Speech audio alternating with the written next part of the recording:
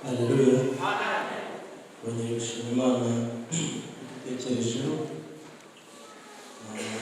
Urabona ko muri mugoroba basangiye umugisha muri kino giterane, kandi turashimira n'abakozi b'Imana, turashimira n'abakozi b'Imana baduhaye umwanya w'ibintu bitumye Imana ibaha umugisha. Kugira ngo twihute dufate Bibiliya zacu, twese twaguruke, twese twaguruke, hanyuma dusome Zaburi y'ijana na 24 yose tukayisoma. Nanjye ndaza guhagarara kuri ya murongo wa 6 n'umushumba uhagaze nanjye ari kurusha ibirindiro. Hanyuma twese tugiye gusomera rimwe. Iyi ni indirimbo ya Dawidi y'amazamuka, tugiye kuyiririmba rero tuyisoma. Bafite Bibiliya turagenda. Amen. Ahageze abakirambura Zaburi y'ijana na 24, twese dusomere rimwe. Niba twahageze tugende tangira. Iyaba Uwiteka abari ko Bisirayeli cyangwa bari mu kabagari bavuga none, oya turi bari mu kabagari, tuvuga none. Tutangira ku murongo wa mbere. Iyaba Uwiteka atari mu ruhande rwacu, abari ko bari mu kabagari bavuga none. Iyaba Uwiteka atari mu kubumva n'abantu bakurikiraga, abana tubize mu muri turi bazima, ubwo umujinya wabo wacanwaga kuri twe.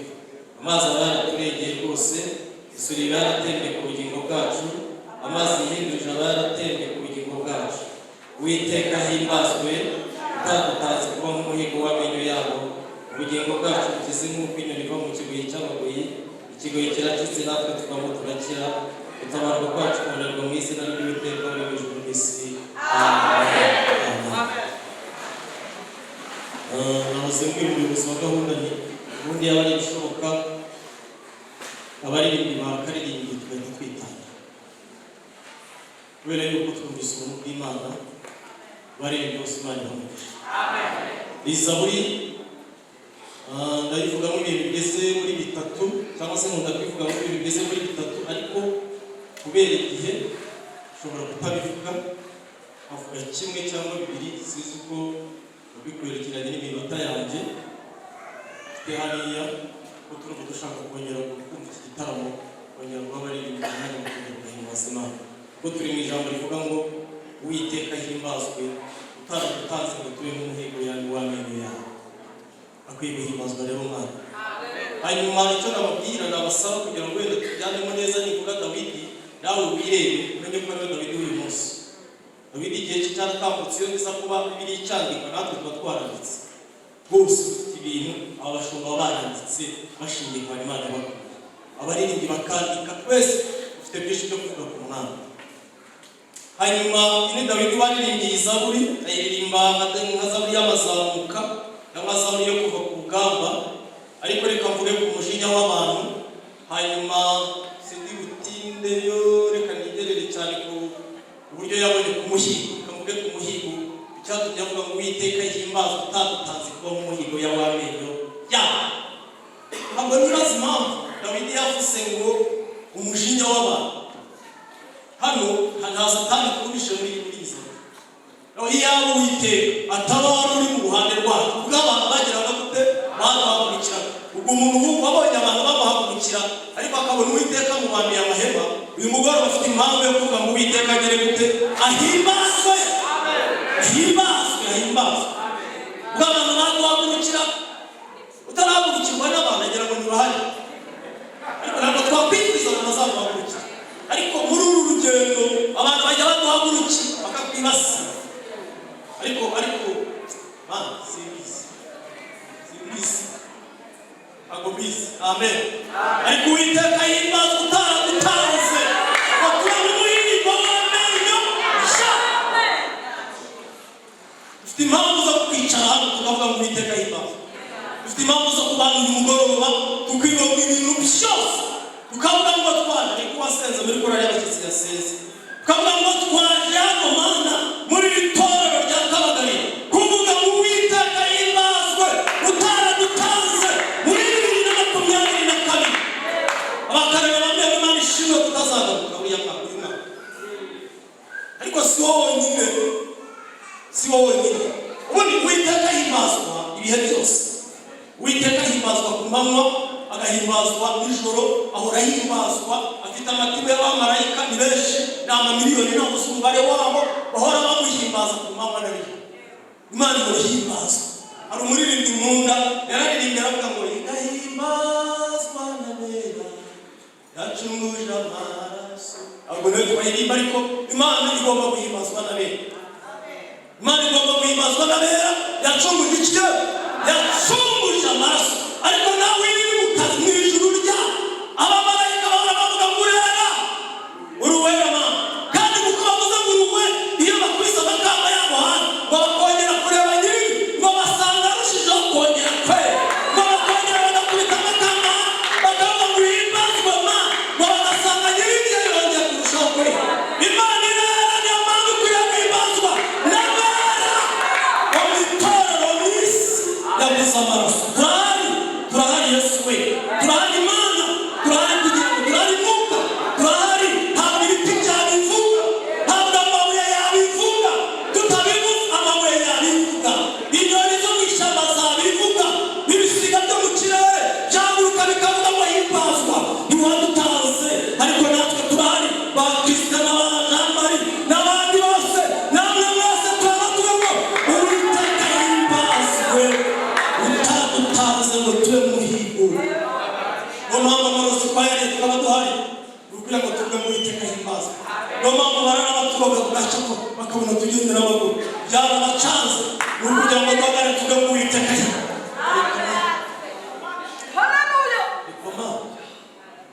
Dawidi yanzwe na Sawuli aramwanga pe kugira ngo ikigero amushingira Mikali, amushingira atari impuhwe, amuca inkwano mbi kugira ngo azabwe mu Bafilisiti, amuca inkwano itabaho. Iramana Sawuli waje mwisi yaba ari abagabo baho cyakora Imana ishimwe ko yavuze ngo Uwiteka himbazwe. Imana itabaho mbi reka badayimoni bakora mu yafu n'amase Sawuli yarafite umwuka mubi ariko barikora kugira ngo bagwe. Imana iramurokora, nawe aragenda arayiza agabyikorera agatuza inkwano wa mataci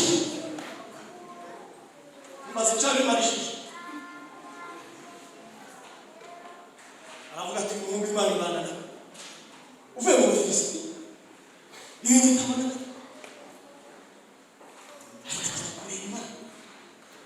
aramuhiga aravuga ati kugira ngo nzagufate. Abwira Mikali igicano cya mbere hoherereje gitumye gushingira Dawidi ni ukugira ngo umunsi umwe uzamufate umume mwica murangiza. Mikali arabwira misiyo ndayemeye kujyayo, ariko ngo Mikali ageze aravuga ati umugabo wanjye ndabizi data azamwica. Aravuga ati nanjye nkwiriye gushaka ikizatuma ndokora umugabo wanjye. Imana ihimbazwe.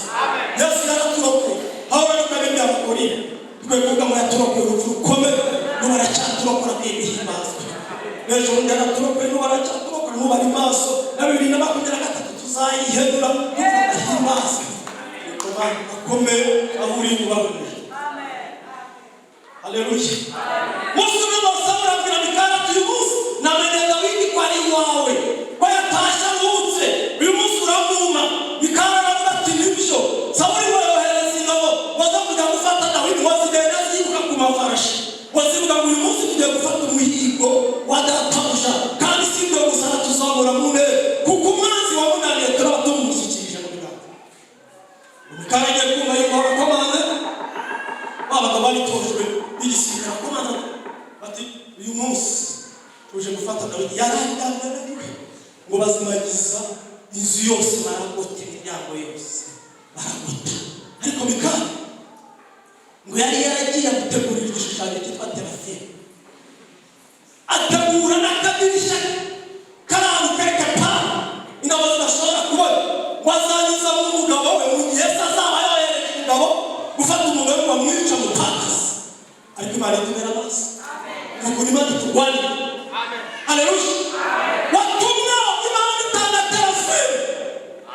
Imana yabumbye bya terafime izajya itanga ku bwawe kugira ngo uyu mugoroba tujya tuvuga ngo Uwiteka himbazwe, utaradutanze kuba mu mihigo ya mwene yawe.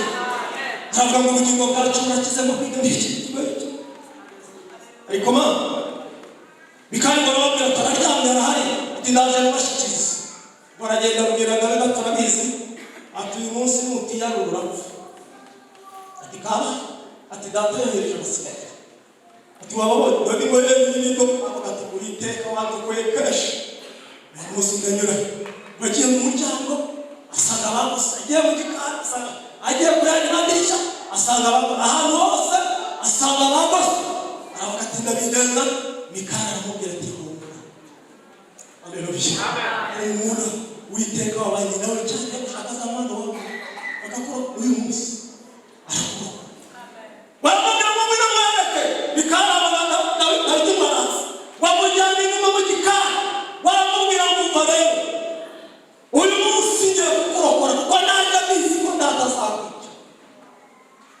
Dawidi aravuga ati Mikali aramubwira ngo data yakushingiye kugira ngo nzamugushyikiriza kurangiza waba abantu bahawe imisozi zo kuturangiza yaba Uwiteka atarabaye maso yaba atarabaye mu ruhande rwacu ahacu abahari bagiranye abo ni abantu baraha agari Satani ni abantu sindi bujye ariko ni abantu mujinya w'abantu bacanywe kuri twe none se kuba acanywe kuri we kikamera kwako yabushikiye ariko kumira mu nguri ntabwo bari kumva sinzi inyamaswa kumira mu nguri ariko Dawidi we y'abantu ushobora bari kuzamuhamagara uzaza umwuka ariko mu Mikali aramubwira ati gahunda niriye ati gahunda ni ukujya mu gitero yewe mukomando uzi kwiruka n'ibiki byose njya mu gitero ati uyu munsi urajya mu gitero narakiboshye kugira ngo nkurokore Dawidi asanga ntayigeze ni ukwicara mu gitero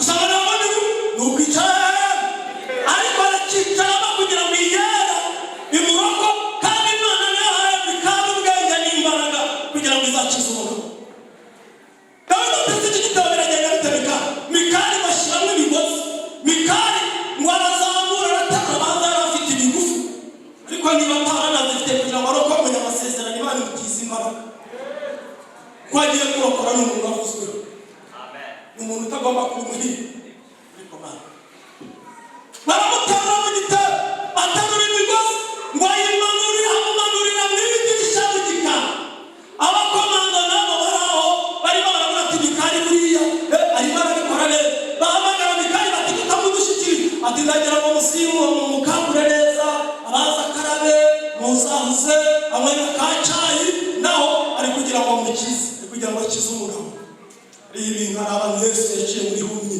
kugira ngo tutabane Bibiri iravuga ngo Dawidi yurira amanuka mu gitero Mikali aramuterura amunyuza mu idirishya aramubwira ngo ibisigaye inyuma y'inzu ubyimenyere ibyanyeganyiranye Dawidi ati Mikali ni ukuri ati urakoze ibindi ndi kwiruka n'inyesha ati nawe hasigaye ubahuzahuze gusa tubahuzahuze gusa Mikali nawe arabahuzahuza bamuhamagara ati bamwihoreye ati mukanya ati ndagira ngo mumushyikire neza mukanya ati naho Mikali arabahuzahuza kugira ngo Dawidi yibuke ibirometero n'ibirometero ariko uko yibuka ibirometero n'ibirometero akagenda avuga ngo iyaba Uwiteka atabariwe wari uri mu ruhande rwanjye aba ariko Abisirayeli bavuga none iyaba atariwe wari uri mu ruhande rwacu ubwo abantu baguhagurukiraga baba tubize mu muri turi bazima isuri ntibaratemye ku bugingo bwacu tutakibukwa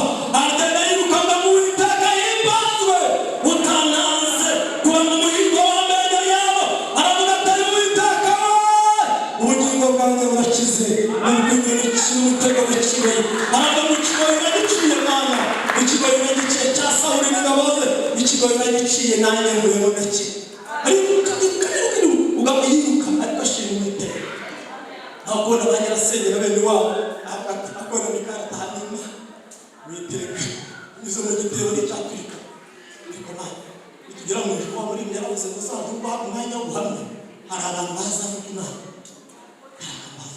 mu gitero rero kuko Imana turokora muri ya twasabira mu buryo bwa sitari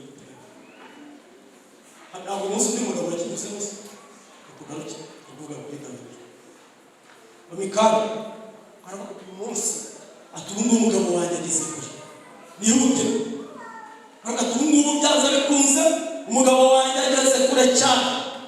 Barangije bafata cya gishushanyo cya terafime ngo aragenda yagihaye isura isa n'iya Dawidi, agiye umubyimba isa n'uwa Dawidi, agiye imisatsi imeze nk'iyi. Barangije aragenda agisasa muri bwa buriri Dawidi yari aryamyemo, ngo acorose amashuka Dawidi yari aryamyemo. Barangije baragenda ahamagara abasirikare basi yari yohereje, aravuga ati nimuze mujya muri iriya shambure niwaryama. Abasirikare nabo rero Imana ibahumama ngo baza birukanka bakubise amaso babona ni Dawidi barajya terafime babona ni Dawidi, bahita basigasiga n'ibishuka byose batuye munsi umwanzi wa databuja turamufasha. Maze naho ni terafime. Uzi Imana ataze terafime ku bwawe. Nubwo ubona wigenza icyo, ukabona wifashe icyo, ukabona bindi ukuntu, ukabona n'ubyuma, ukabona n'izari bene, ukwiye guhagarara uyu mugoroba ukavuga ngo Uwiteka himbazwe utarantanze ngo mbe mu ruhago wamenya byaba. Haleluya! Uwo mugabo yavuzweho n'Imana, niyo mpamvu natekereje kuba terafime bizava mu cyimbo cye, kuko Uwiteka nta cyaha amubagaho. Imana ihimbazwe. Mikali yandikira Dawidi aramubwira ati humure, Imana yatanze terafime ku bwawe. Dawidi aravuga ati Uwiteka himbazwe utarantanze. Abari biteguye kuzamurwa mu ntera barashaka ati mwebwe muzanira terafime umutegera amaso. Imana izi ibibazo yazanye. Ntabwo munsi abagabo 40 bavuze ngo ntibazarya niba bamwe batarisha Pawulo ngo biyiriza ubusa baraba mu rusengero. Ntituzaba tutarabona yende Pawulo, ariko mwishwa wa Pawulo agira mwishwa wa Pawulo yagize atabara barabumva. Ubu dufite mwishwa wacu ukamana kuko kwa mwishwa wacu uwe nuza kuvuga ati fata ibiri cyayo kirebe no kugikunda cy'amakara ibijuma nubwo ari kubwiretse we uretse akazi ifata ibiri fata umwe gihunaka byakomeye wagera ati mwana wanjye mwishwa wacu akaza akabihanganura natwe tukavuga ngo Uwiteka himbazwe. Amen. Reka mvuge ikindi gihe kimwe ubundi dusenga Imana abintu batindire ibindi Imana nishaka tuzabivuga ikindi gihe. Ikindi gihe cya kabiri Dawidi intambara zimuhagarika umutima, nawe byiramo ntabwo tubigeye.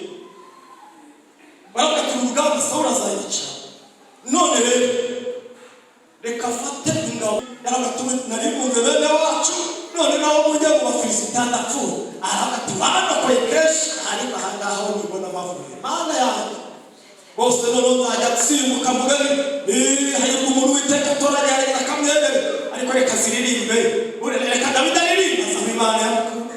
Nuko mwifata mukigira tubivuge ese tureke ibya Dawidi tuvuge cyangwa ari tuvuge iby'abashumba tuvuge perezida tuvuge ibyaha tureke ibyaha tuvuge ibyaha. Imana yadukuye kure nihimbazwe. Iyo turokoye ari mu ruhande rwacu tuyiramburiye amaboko twavuze Imana ihabwe icyubahiro. Yaturinze abarisha, yaturinda ikimwaro, abantu bari bagiye kutwangaza. Uwiteka aravuga ngo ntabwo nemera ko abantu babangaza. Abantu bazi kwangaza abantu.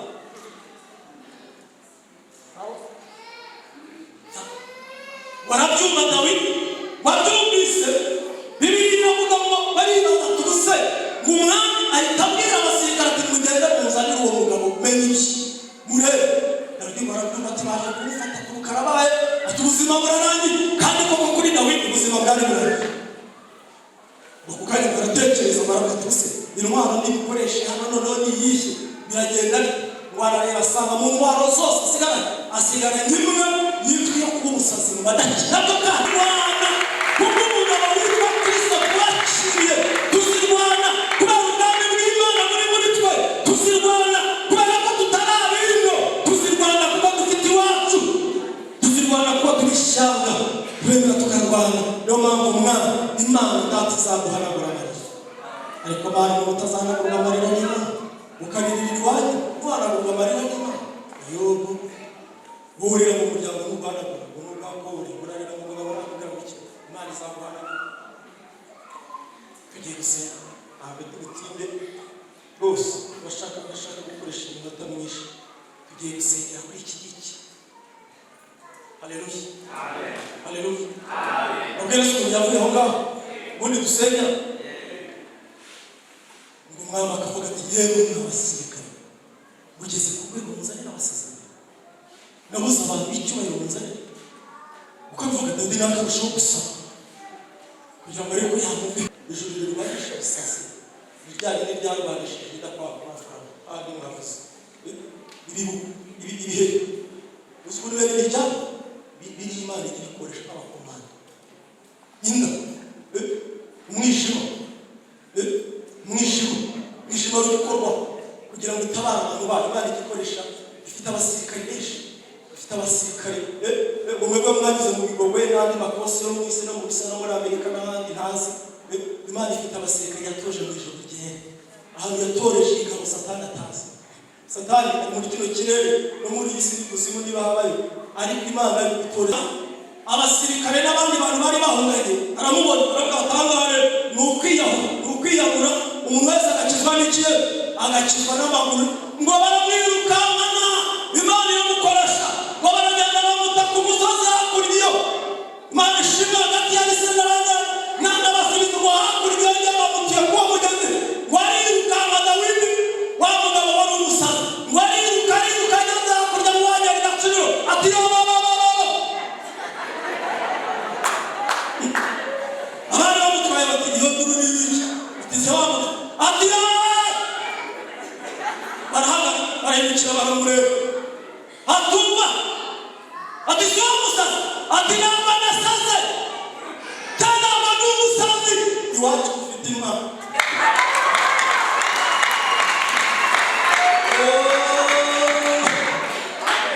Uwiteka himbazwe utaragutanze abavandimwe utuwe n'umuhigo wa Negeya.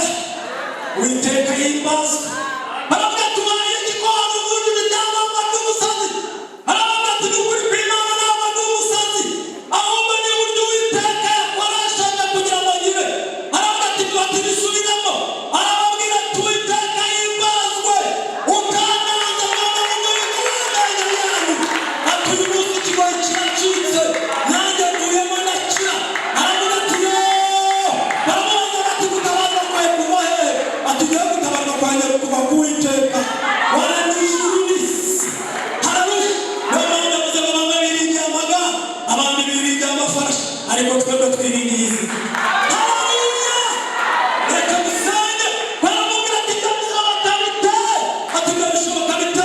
Dawidi bababwira Zaburi 125 barababwira ngo biringiye Uwiteka. Wow, haleluya. Abisubiza abafilisiti y'amahanga. Ego Mana warakoze. Uwiteka himbazwe mama ukiri mu rugo rwawe. Uwiteka himbazwe papa ukiri mu rugo rwawe. Uwiteka himbazwe kuko kugira Imana bigakunda. Uwiteka himbazwe uburyo kwamukira mu itora. Uwiteka himbazwe abashumba. Uwiteka himbazwe torero.